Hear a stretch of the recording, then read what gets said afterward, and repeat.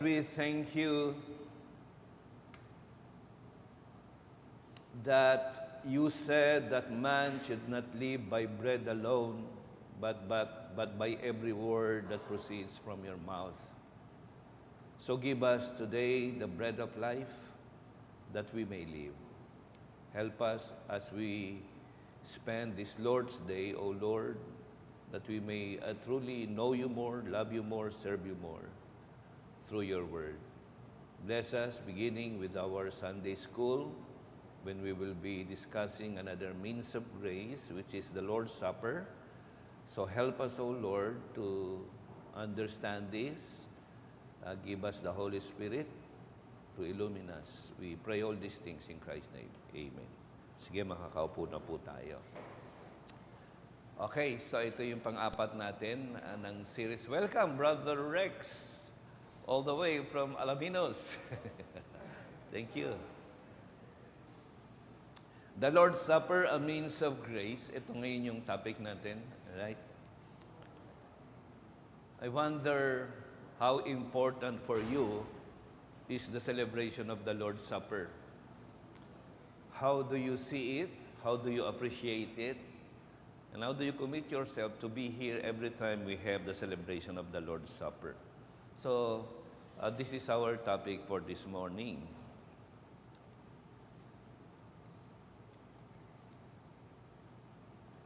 Let us begin with what our shorter catechism has to say about the Lord's Supper. What is the Lord's Supper? That is question 102.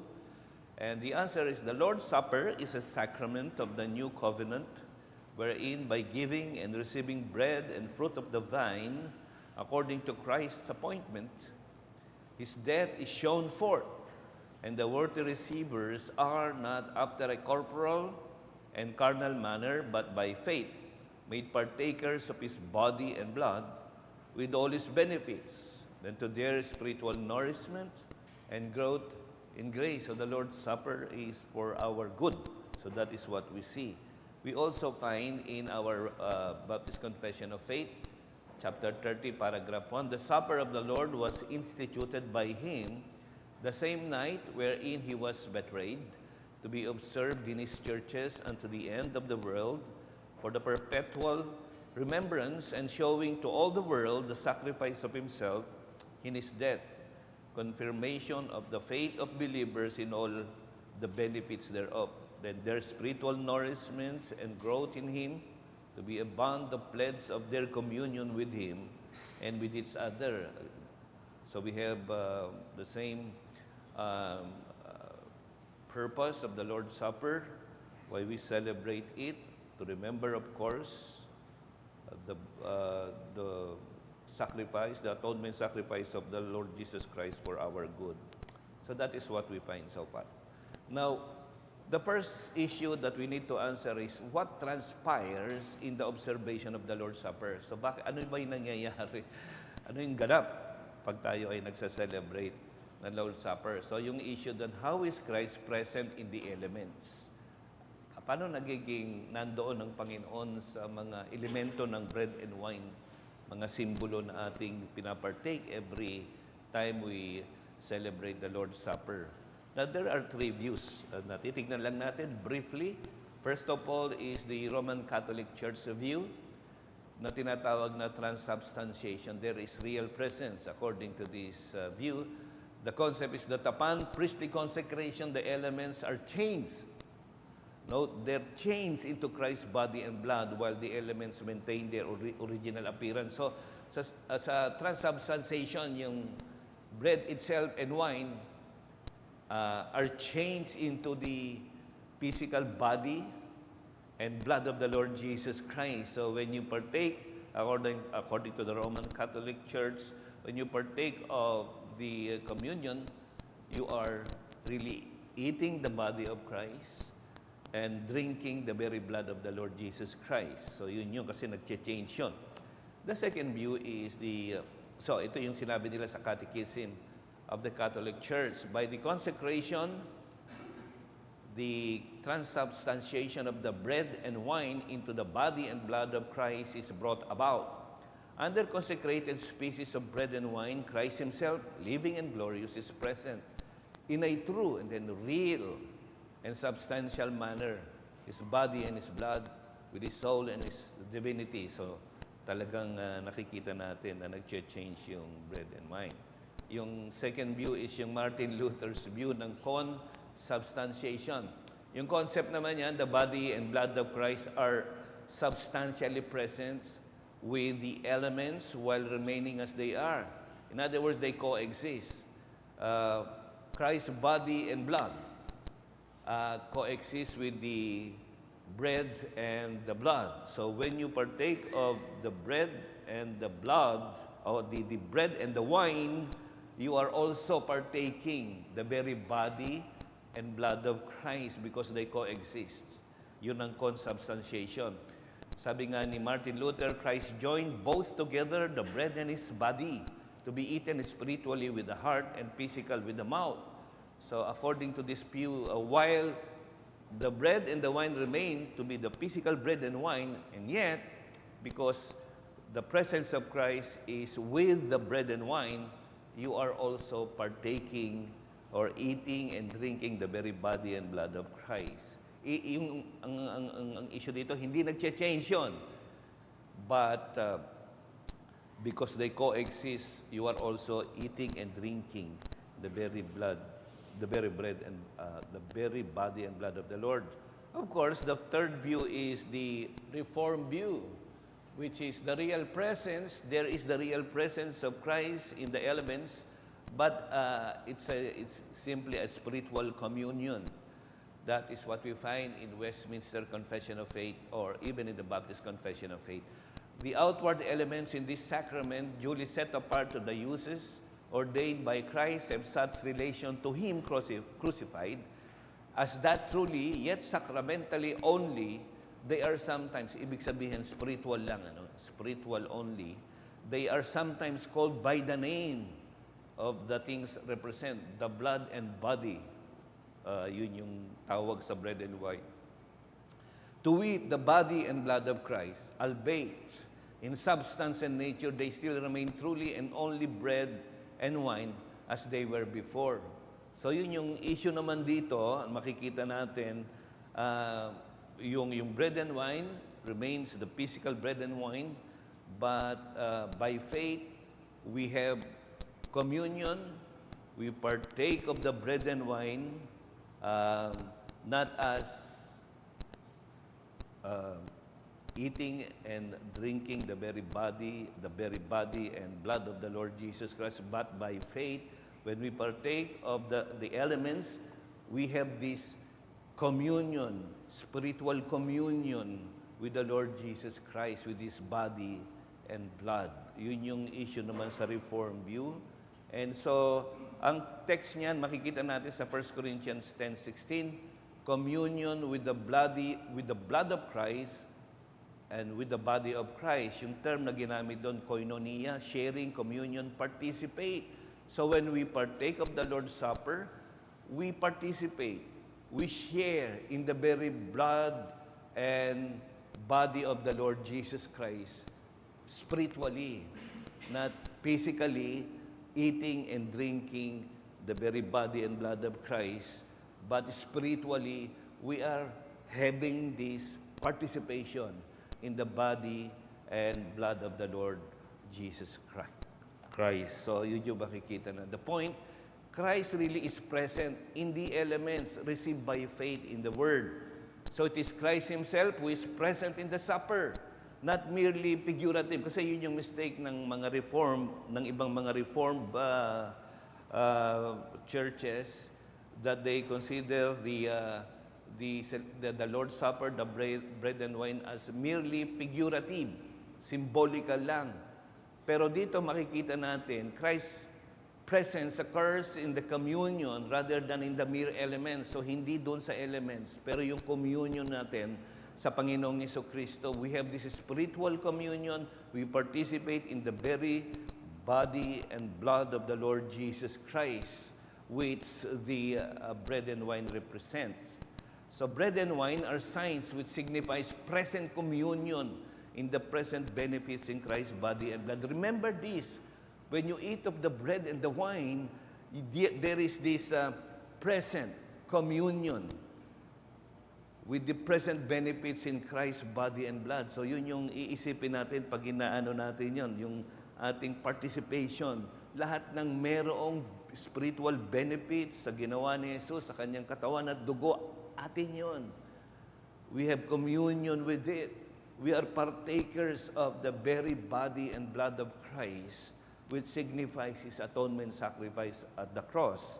Yun yung makikita. So there is, in summary, yung view number 1, RCC, transubstantiation. What happens in transubstantiation? The elements are changed into real body and blood. Ano naman yung view number 2 ni Martin Luther, consubstantiation? Hindi nag-change, but you also partake of the very body and blood of Christ because they coexist. Yun yun. Yung view number 3, real presence, nandun ang presensya ng Panginoon, ng kanyang katawan at ng kanyang dugo, pero spiritual communion lang. Hindi natin kinakain o iniinom ang kanyang katawan at dugo, pero nandun yung intimate participation with Christ's body and blood as we partake of the Lord's Supper. So yun lang yung sinamarize ko lang yun kasi it will have a bearing. Paano natin nire-regard? Kasi if it's merely symbolical, parang walang masyadong lalim yun, pwede nating i-skip. Kasi we can always remember Christ in any other time or day.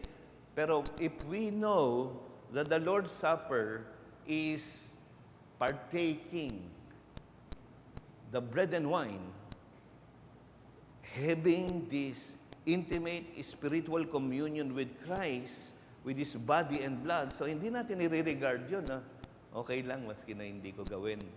Kasi talagang yun ay isang karanasang spiritual na dapat natin inaasam-asam palagi sa buhay natin. So let's take this. Ngayon, ang tanong natin, kasi yung topic naman natin, how is the Lord's Supper a means of grace? Yun yung tanong natin. Ano?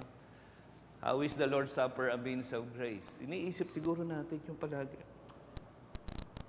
Now, if you compare, yung baptism is also a means of grace. Can you tell me what is the difference? How do you view the baptism as a means of grace and the Lord's Supper? And what comes to your mind? Anybody?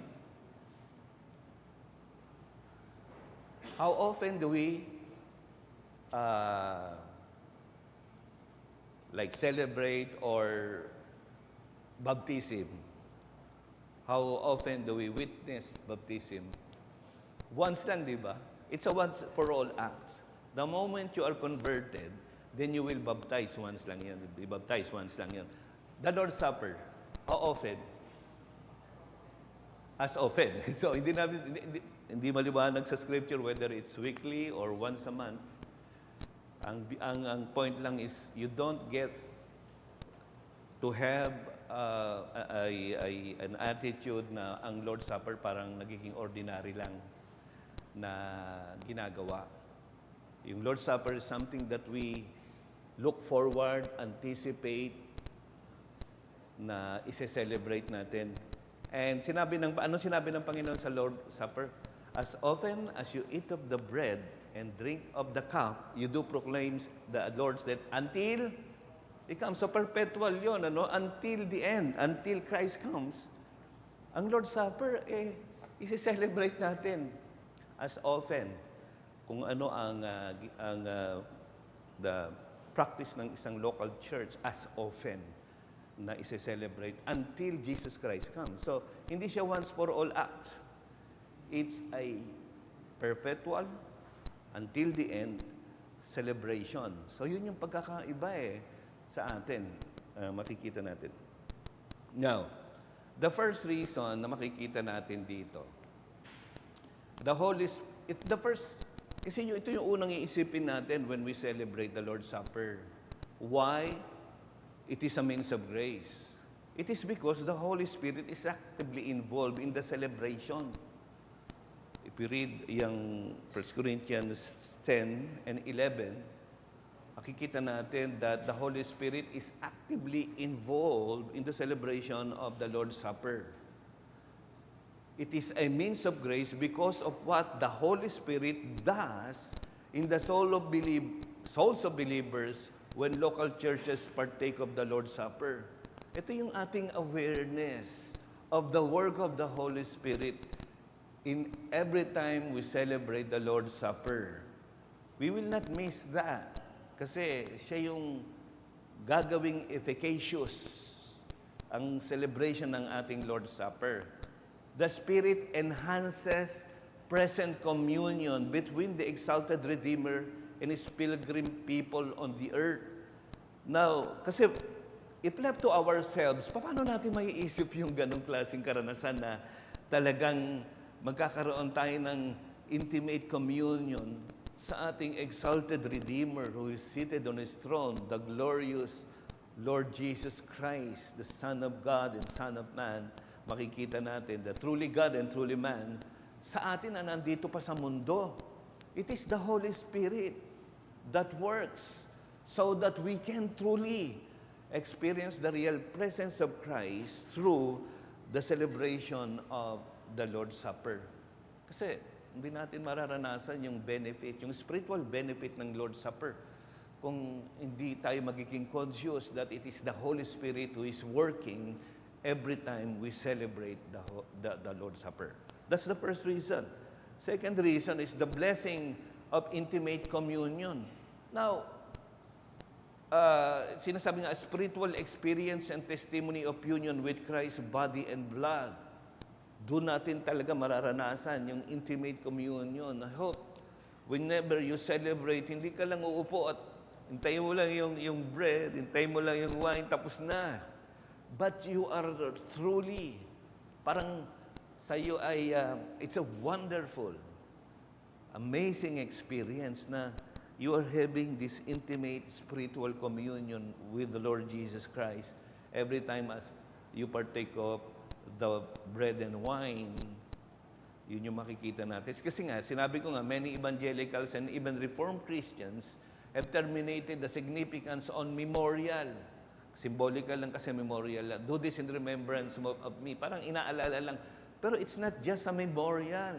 It's a present experience of our intimate relationship with Christ.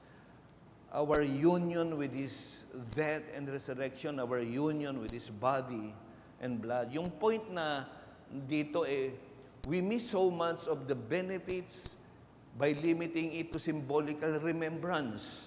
There is an actual ongoing communion with Christ in the receiving of the element.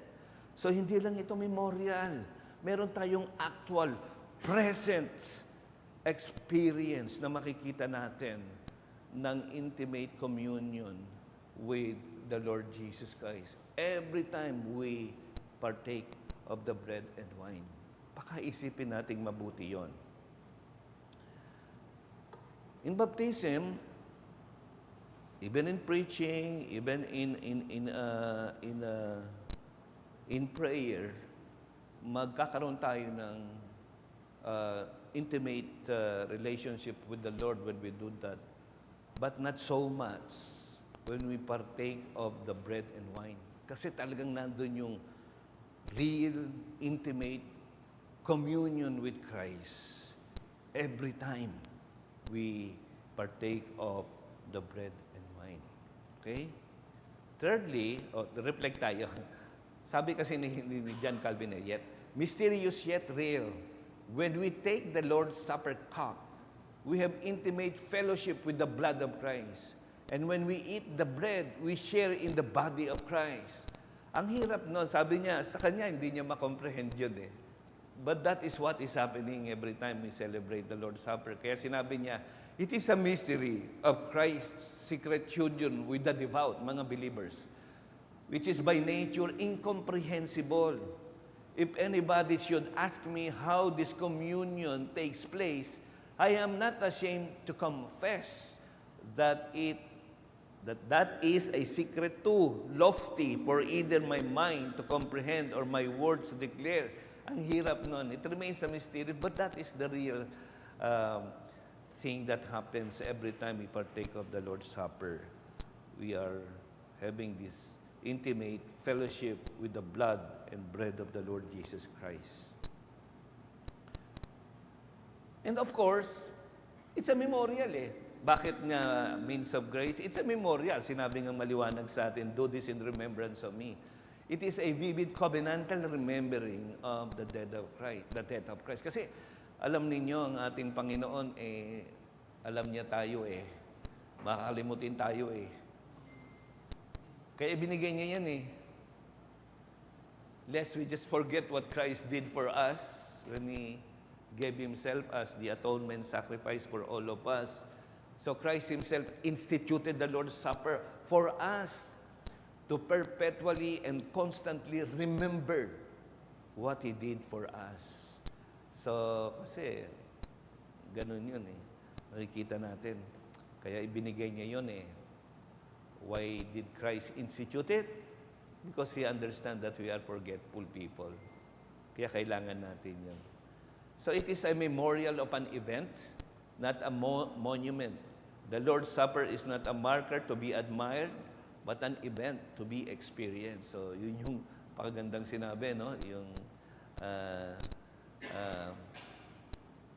kasi inaalala natin yon more than 2,000 years ago. Pero nararanasan natin ngayon pag sineselebrate natin ang Lord's Supper.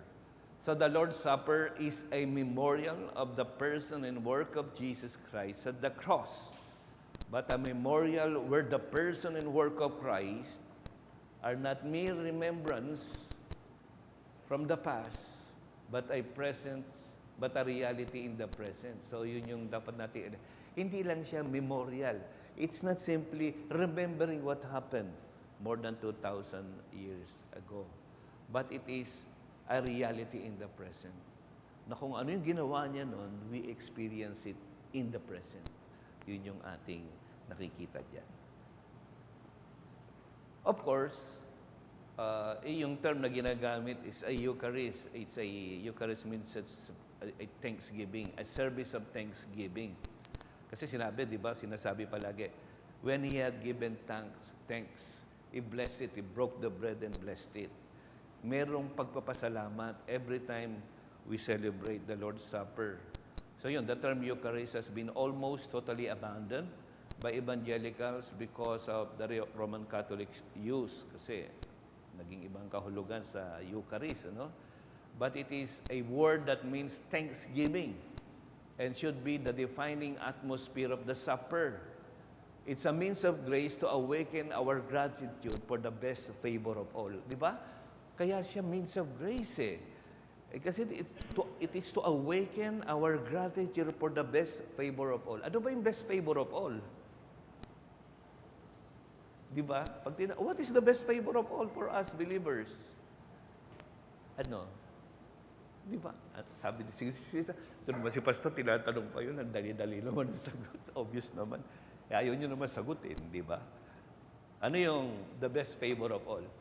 Yung kamatayan ni Christ. Yung benefit, yung mga benefits noon para sa atin. Yung ang the best favor of all. Ginawa niya yon para sa atin. And hindi ba tayo mapupuno ng gratitude? We don't deserve to be the recipient of the death of Christ on the cross.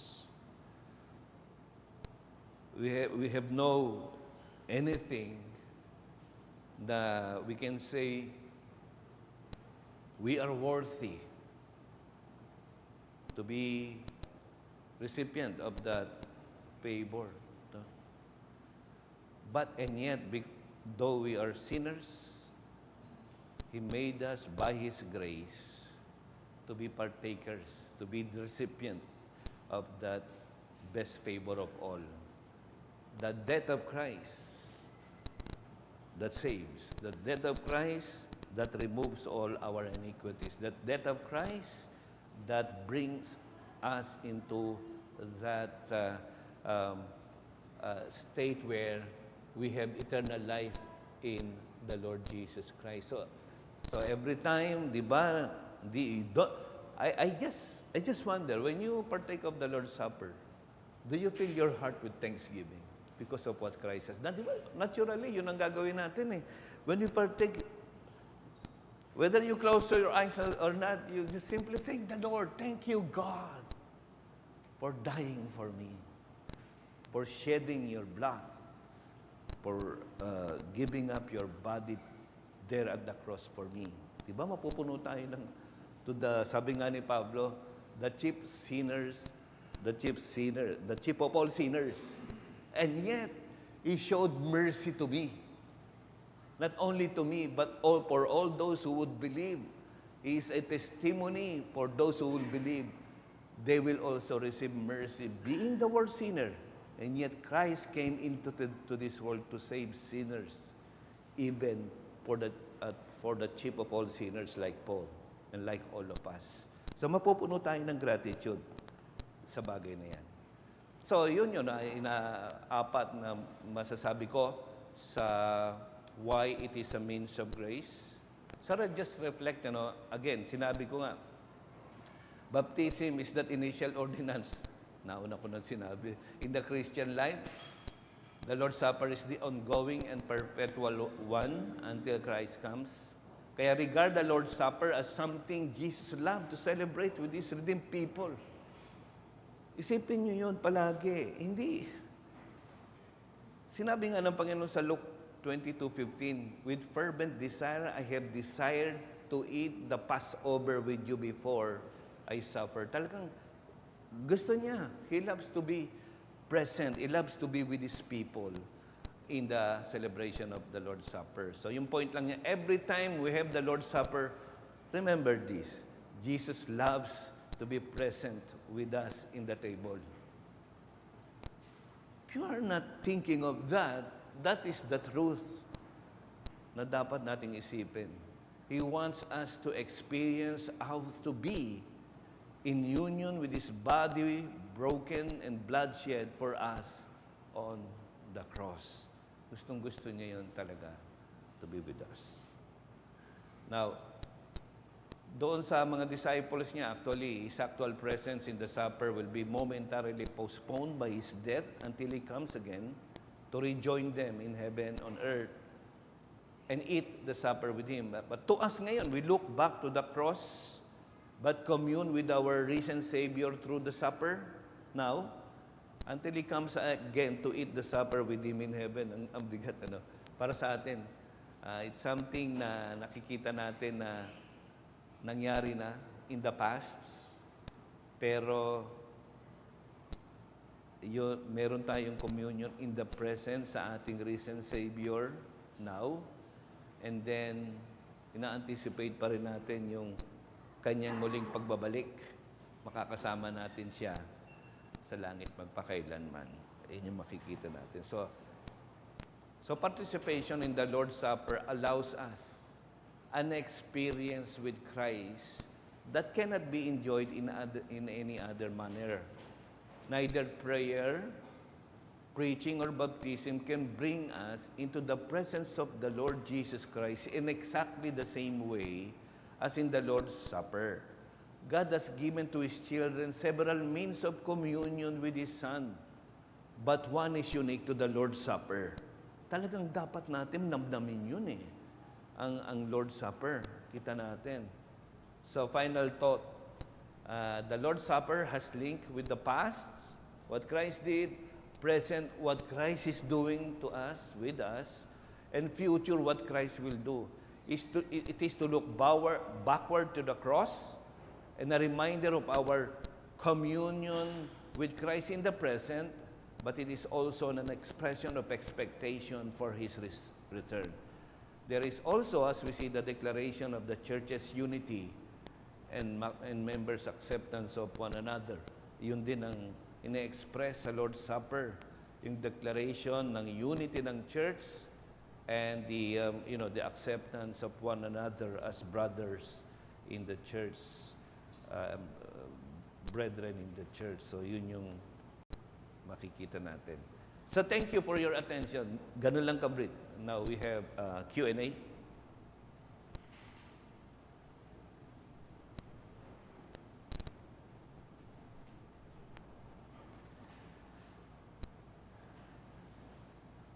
Kosan.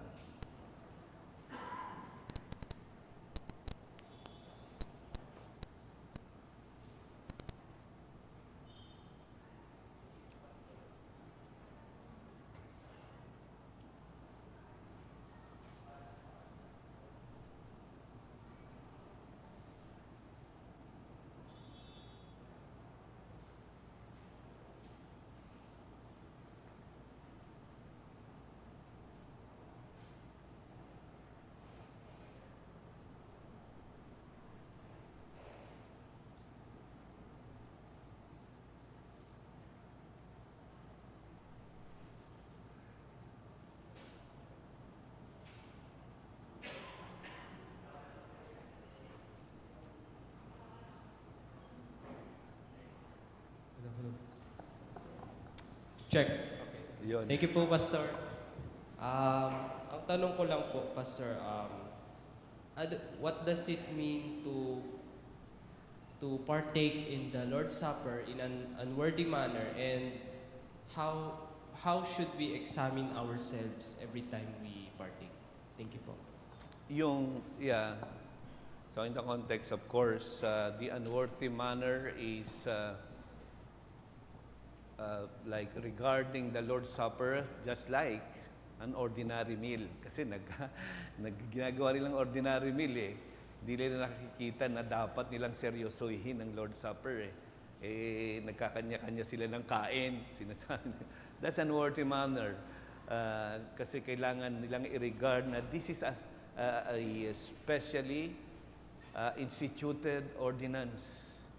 Not to just eat and drink, but to really celebrate it as Christ instituted it for His church.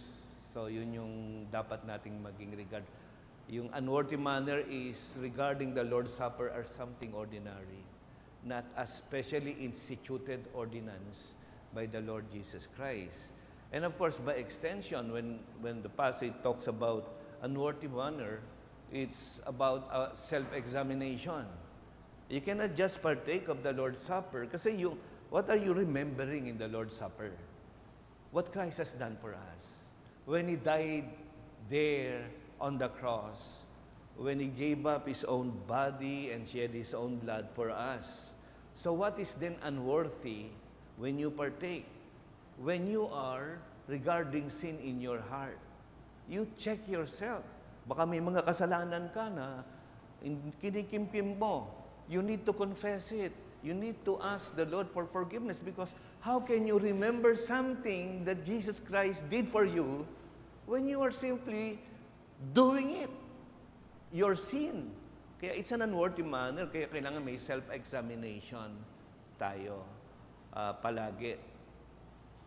We ask, we confess, we ask for the Lord's forgiveness every time we partake of the Lord's Supper kasi magkakaroon tayo ng unworthy celebration. Kapag meron pala tayong mga kasalanan na hindi kino-confess sa Panginoon, hinihingi ng tawad. Thank you, Kosan. It's not part of my lecture. Anyway, thank you for asking that. Ay, Kuya Jonathan. Pastor, follow up lang po dun sa question din ni Kosan. Pastor, paano kung halimbawa doon sa Last Supper, meron kang sama ng loob dun or kinikimkim na hurt sa brethren mo, are you not allowed to take the Last Supper? Is unsettled animosity, conflict with a brother sin? That's the question. Is it sinful to have this ill feeling against your brother? Is it sinful? That's the question. If it's sinful, then that's unworthy manner. Yun sabi ng Panginoon, di ba, sa Sermon on the Mount, kung meron ka palang galit sa iyong kapatid, huwag kang dadako sa altar, doon sa worship. Go first and settle with your brother, sinabi doon, and then come and worship. Kasi, paano tatanggapin ng Panginoon kung meron kang sin sa puso mo, ay galit ka pala sa kapatid mo, eh hindi mo sinesettle yan. Habang nagpapartake ka lang supper, sana mamatay na siya, sana mamatay na siya. Ang hirap, no? Di ba? Eh, yun. Also would like to say this, ano? Sometimes iniisip natin, ang dami kong nagawang kasalanan this week. Hindi ako magpapartake, unworthy ako. That's the other extreme. Parang nakasalalay sa'yo ang celebration ng Lord's Supper. Because I did this, hindi ako worthy. Pero the reason why Christ instituted the Lord's Supper is not for self-righteous people, but for sinners. He understands. That's why He is reminding every believer why there is a Lord's Supper. Because there is forgiveness in Christ. So, hindi mo pwedeng, unworthy ako ngayon hindi ako magpapartake. Parang binabaliwala mo yung ginawa ni Christ. Diba? Kailangan mo lumapit sa Kanya, ask again, confess your sins, Lord, I know that I am unworthy. But make me worthy by cleansing me from all my sins. So, welcome yun.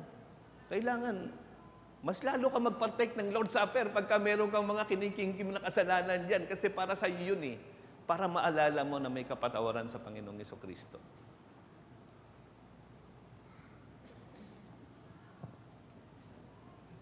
Nauna si Kuya Jimmy.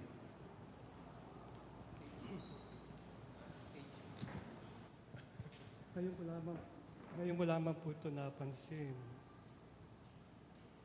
Sabi po rito, we say that the Lord's Supper is remembrance. Yes, that's true. It is experiencing the presence of God. Sabi po rito sa verse 26, for as often as you eat this bread and drink the cup, you proclaim the Lord's death until He comes. Ano po ba ang relevance ng word na proclaim? What is Paul trying to say? How is this event going to proclaim to whom? To men? To the spirits? Is it a recognition that Jesus had attained victory and therefore it is... I looked at the Lord's Supper as something for the glory of God. Thank you, Pastor.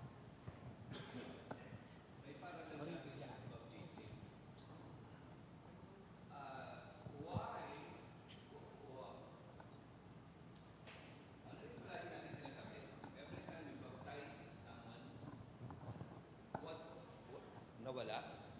Ano daw yung ginagawa pag ikaw ay binabaptize? Hindi ba it's a public proclamation that you are now a disciple of Christ, that you have surrendered your life to the Lord Jesus Christ, and that's why you are going through baptism. You are proclaiming, you are publicly telling the people without preaching. But the event itself is a proclamation of what Christ has done in your life. In the same way, in the Lord's Supper, when you say, you do proclaim the Lord's death until He comes, you are not preaching with loud voice that, Jesus Christ died for me, but that event itself of the Lord's Supper, you are telling the whole world that your Christ died for you and that He will come again for you as well. So it's not a vocal proclamation, but the event itself is a proclamation of the gospel that Christ died and will come again. So yun lamang yun. So let's always do that. Sino pa si Brother Andrew? Pass. Good morning po. May mga ibang Reformed churches na ang conviction nila doon sa phrase na as often as you partake, ang conviction nila doon is dapat Lord's Day, yung Lord's Supper must be observed every single Lord's Day. So, I have no problem in our observation of once a month. Pero how do we answer po yung mga gano'n na ang stronger conviction nila daw doon is dapat every single Lord's Day yung partaking of the Lord's Supper? Yeah, of course, we are aware of that. Many Reformed churches and even Reformed Baptist churches have shifted for once a month into an every Lord's Day activity, you know. But again, all the arguments are basically practical. The Bible does not explicitly say that you must celebrate it every Lord's Day. It doesn't say that. The Bible does not say once a month. The Bible simply says as often. You are simply guarding yourself and the congregation of just merely regarding the Lord's Supper as an ordinary activity of the church. Kaya we still prepare once a month. Kasi there is that anticipation. Kasi if you're doing that every Sunday, parang nagiging ano na sa'yo, regular activity na gagawin mo every Lord's Day. Yung, of course, we cannot argue against that. Kasi mas mainam na constantly, every Lord's Day, you are remembering what Christ has done for you. Yun ang argument naman nila. But then, yun nga yung we are maintaining the once a month. Kasi imagine this. You look forward for the whole month na magse-celebrate ka to experience the wonder of having this intimate relationship with the Lord Jesus Christ. Para sa amin, kaya once a month pa rin, dahil nandun yung mas greater anticipation ng celebration ng Lord's Supper rather than, for example, you have your birthday. Gagawin mo ba yung birthday celebration mo every month? Di ba? Kasi kaya nga nagdiriwang ka or anniversary. Kasi mas mainam yung pinaghahandaan mong mabuti yung selebrasyon ng kaarawan mo. Ganun. Hindi siya regular na ginagawa mo palagi na mawawala yung essence. But of course, we do recognize and accept that if I go to a church where they celebrate every Lord's Day, well, it's fine with me. I have no problem with that. Brother Gino. Ayan, two questions po, Pastor. Related din po dun sa as often. Siguro paki-refresh po, sir, Pastor, kung yung as often, pwede kaya, Pastor, na kunwari yung mga brethren, hindi on the Lord's Day, magte-take sila ng Lord's Supper, pero magkakasama sila fellowship. So that's the first question po. Yung parang kunwari, yung mga group of Christians, nagsama-sama sila together, and then they decide to remember kung ano yung ginawa ni Christ through the Lord's Supper, and then magpapartake sila together of the bread and the wine. Tapos yung second question ko po, Pastor, is yung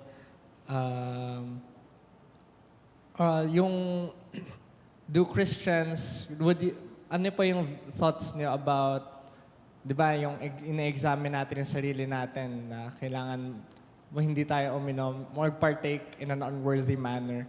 So, paano kapag mayroong brethren na pinapoint out na dapat hindi siya mag-partake kasi under discipline siya. So, parang in-examine na rin yung kapwa niya. So, ano po yung thoughts niya po dun, Pastor?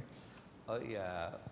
First, if yung person under discipline, hindi talaga siya papayagang mag-partake ng Lord's Supper. Pero yung attitude mo, baka nagiging self-righteous ka eh. Kinukondem mo yun eh. So, ang point is yourself. you're spiritually standing before the Lord. Yun yung iyong dapat concern, not others. Tignan mo yung kaliwa mo, tignan mo yung kanan mo, hindi worth it itong nasa kanan at nasa kaliwa ako eh. Pero nagpapartake. Ikaw yung issue dito. They will answer for their sins. You will answer before the Lord yourself when you celebrate the Lord's Supper. Now, whether yung una mong question, can it be celebrated on ordinary days during the week, not on the Lord's Day? It doesn't really explicitly, I don't know if I'm correct with this, state that it should be done every Lord's Day. But that is what, if it is a stated meeting of the church, then that will be on the Lord's Day. Nakikita natin yon. And the pattern in the New Testament that every Lord's Day, every time they gather, so that is when they celebrate the Lord's Supper. So, if the church decides so that they celebrate the Lord's Supper on another day, that's no problem. They can do that as long as yung kanilang conscience is clear about that. They can do that. Alright? Pero for us, we'd rather follow yung stated meeting that it is done on the Lord's Day. Kasi yun yung talagang araw ng Panginoon na sineselebrate natin together with the Lord's Supper. So yun. I'm just trying to be gracious to others who do different, different way of celebrating it. Ang ginaguard ko is let us not be self-righteous about this. Let us not be sabang tama tayo, mali sila. Pag walang clear injunction from the Scripture how we should do it, then let us just respect their own conviction about it. But yun nga, sinasabi ko as a Reformed Baptist Church in CRBC, this is what we do. Shannon. Good morning po, Pastor. Follow up to that question lang. Who is scripturally permitted po to administer the Lord's Supper? Is there a warrant? Yes, sa ating confession, I don't have the confession, but the confession allows even yung mga like leaders in the church, not necessarily the pastor. They can lead the Lord's Supper. But on an ideal situation where there are pastors, the pastor should lead it. Why should it be passed to other people when there are pastors in the church? So yun yung mali. Kasi there are situation, wala eh. Walang so kami mismo, pag merong outreach na tinatayo pa lang, eh wala namang pastor pa. So we send some preachers to lead the Lord's Supper. So ganun lamang yun. So inaalaw naman ng confession. Kuya Jovel. Share ko lang yung thoughts ko dun sa some ng mga tanong. Kasi ang tanong ba is, Lord's Day lang ba i-celebrate yung Lord's Supper? Siguro ang isang kailangan natin pag-isipan doon, it was instituted not on a Lord's Day. But remember when the Lord Jesus Christ instituted the Lord's Supper, it was not in the... So it was a Friday It Passover. was a Thursday evening ata, di ba? Thursday. Thursday evening kasi Friday siya Thursday namatay. evening. Thursday So evening. it was not instituted on a Lord's Day. Pangalawa, if we're thinking of practicing it kung kailan, kasi sinabi nga sa scriptures, as often, remember that in the early church, yung sa Acts 2:46, day by day, sabi sa Acts 2:46, and day by day attending the temple together and breaking bread in their home. So araw-araw pa sila nagse-celebrate ng Lord's Supper. Pero yung, syempre, after dito, yung Apostolic Fathers and the early church, usually they celebrate it every Lord's Day, yung paggawa ng Lord's Supper. Pero wala namang sinabi sa atin, there is no explicit command na kailangan natin gawin siya every Lord's Day. There is no explicit command na kailangan natin siyang gawin every day. Pero yun yung ginawa nung early church. Siguro ang mahalaga doon is kailangan natin pag-isipan para saan ba talaga yung Lord's Supper. Kasi regardless, if you do it daily, once a week, or once a month, if the church does not understand kung para saan ang Lord's Supper, walang saysay lahat ng mga bagay na yun. Thank you. Kuya Jerome. 1, 2 last questions. Pastor, what's the difference between the presence of the Lord during the Lord's Supper against regular worship Sunday or against yung personal devotion, Pastor? First,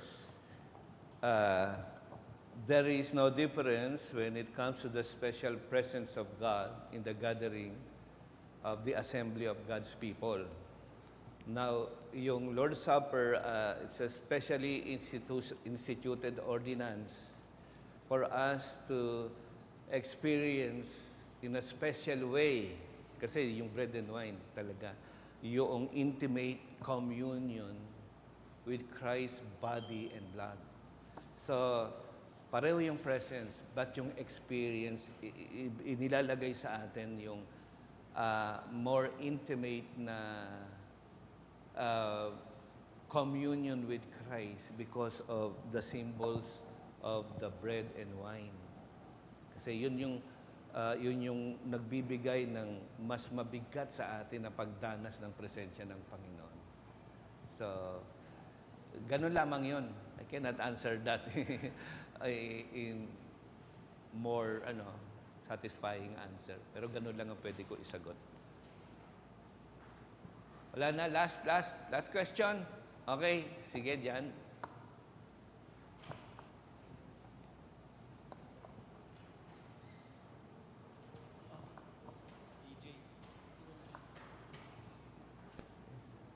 Basahin ko na po. Ano yung tanong? Meron pong tanong si Brother Morse. Gaano po kahalaga ang integridad ng isang leader na nag-a-administer ng Lord's Supper? Makakabuti po ba na wag na lamang mag-partake kung alam nating ang nag-a-administer ay may hayagang kasalanan na ayaw pagsisihan? Halimbawa, kung alam nating matagal nang ayaw niyang magpatawad sa kanyang kapwa. It's your own judgment, no?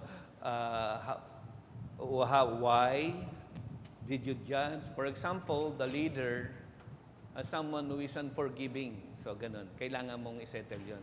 And the first thing you should do is talk to the pastor. Bakit? Meron bang ganong sitwasyon? Ganun. There may be other reasons why kung bakit ganun yung behavior ng isang pastor sa iba dahil mayroong mga sitwasyon which is unavoidable and so hindi pwede siyang gamitin laban sa kanya. But if the sin is like the pastor is committing immorality, adultery, lying, graft and corruption, hindi ako magpapartake kung ganun yung pastor. Kung may record siya ng ng hurting, abusing other people, hindi ako magpapartake. But if it's your own personal judgment, go talk to your pastor. Go talk to your pastor. Ganon. Bagay na yun. Kasi, unfair sa pastor na ginudge mo siya na ganon siya. You talk first to your pastor and settle it sa iyong puso. Bakit ganon yung judgment mo sa kanya? Okay. So that, follow up. May last question po si Dave Sahorda. Follow up po sa question ni Kosan. Bale, self-examination ang ginagawa while on the Lord's Supper. Meaning we should be praying, asking God for forgiveness while waiting for the bread and wine to be given to us. Napansin ko lang po kasi na may iba nagkukwentuhan during Lord's Supper. Or baka di nila alam kung ano ang dapat ginagawa nila while waiting for everyone to get the bread and wine. Thank you, Dave. It's a good reminder for all of us that when we partake of the Lord's Supper, kaya we spend a quiet time first before the celebration. So avoid natin yung parang, kwentuhan tayo ng kwentuhan, Lord's Supper ng kwentuhan. Hindi ba? So, kailangan ihanda natin yung ating sarili, yung bagay na yun. Thank you for that reminder. So, final na yun. And then, my challenge for you, and I hope na wag mong babaliwalain ang celebration ng ating Lord's Supper. Alright? If there is no valid reason for you to absent in the celebration, please consider yung heart why you would not partake the Lord's Supper. Ganyan. And if there are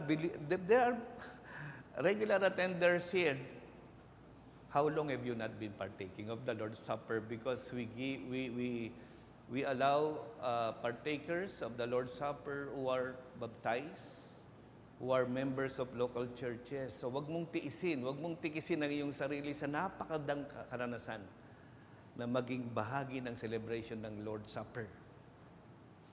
Kaya kailangan mo i-consider na maging bahagi ka ng isang local church kung ikaw ay isang mananampalataya.